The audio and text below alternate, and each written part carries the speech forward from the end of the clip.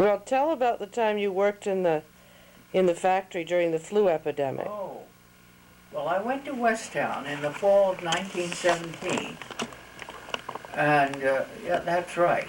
And in the fall of 1918, that was my second year at Westtown, they had this terrible epidemic I spoke of. And anybody that didn't have a temperature was sent back to, was sent home. And I was one of the few that did not have a temperature. So I came home, and when I came in, Father said, what are you doing here? And I said, well, the school is closed because of the flu. And he said, well, anybody that lives in this house has got to work and work hard. And I said, well, what do you want me to do? And I said, we want me to go down to the hospital and work? No, he said, I don't want you to do that. But he said, they need caskets desperately. We had a casket factory in this little town, and you ought to go down there and help out down there. Well, I went down and applied for a job and got a job in the room where they lined the caskets. And they would bring in these, they really were the roughest looking boxes made of pine, I suppose, with knots in them and everything.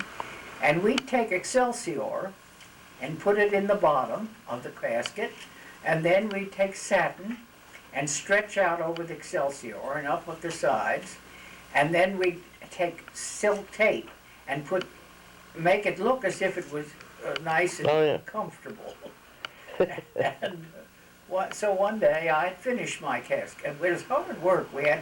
We worked from 8 in the morning to 5 or 6 at night, standing on our feet all the time. And I was awful tired one night, so I got up and got in the casket after I finished it and lay down. It looked so comfortable. Oh my goodness, what a storm that caused.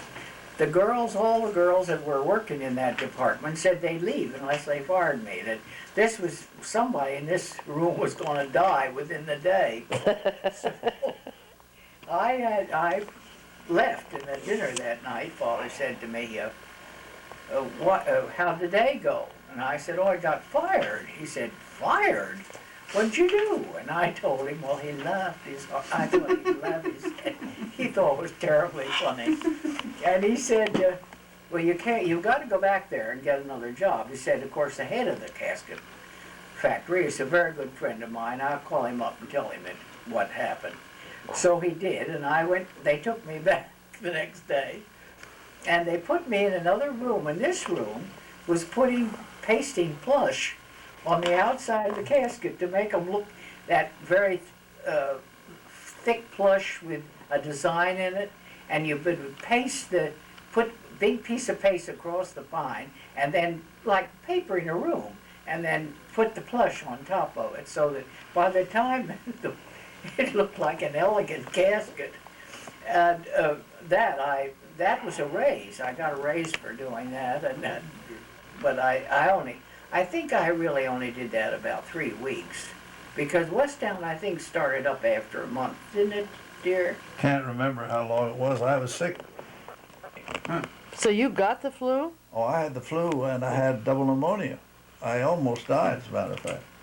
He was very sick with it. He had to stay at school, of course. I was at school. In the infirmary?